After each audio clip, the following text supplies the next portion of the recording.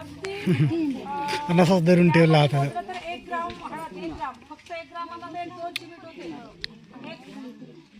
एक चिमट किंवा 2 चिमट म्हणजे त्याला एक फ्लेवर म्हणून हळद 1 ग्राम 1 ग्राम म्हणजे अगदी 2 चिमट हळद.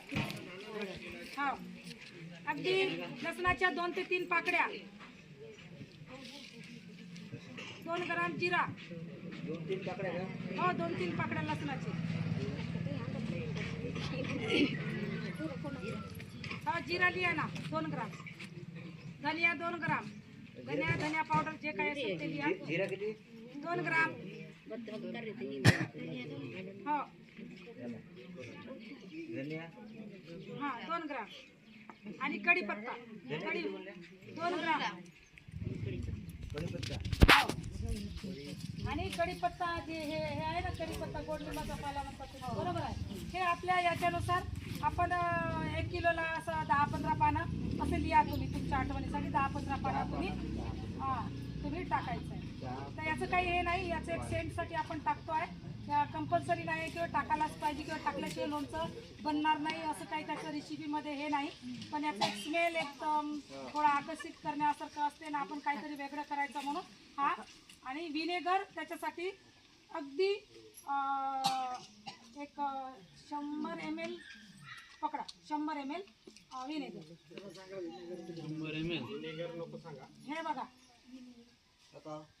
विनेगर विनेगरची बाटली मिळते. विनेगर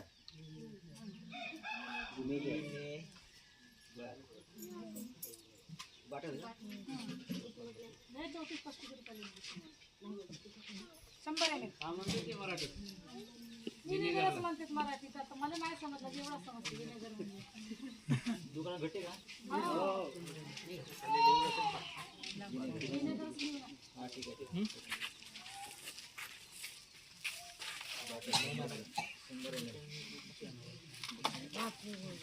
ठीक आहे. आता आपण काय लिहिलं, सामग्री लिहिलं म्हणजे साहित्य. आपण आंबाडीच्या लोणचामध्ये काय काय साहित्य टाकायचे आहे ते आपण साहित्य लिहिलं. आपल्याला आता कृती करायची आहे. कृती म्हणजे आपल्याला कसं बनवायचं आहे ती कृती लिहा. सर्वप्रथम आंबाडीचे पाने स्वच्छ पाण्याने धुवून टाकावे. बदराम बने की ना वेतलाता कृती म्हणजे बदराम बने की स्वच्छ धुवून टाकावे. हे बघा, ज्या गोष्टी नाही समजल्या तिकडे सांगा, पटकन नका आम्ही नका जरा वेळ काढून नका क्लिअर करतो. आणि पाने असं कधी आता त्या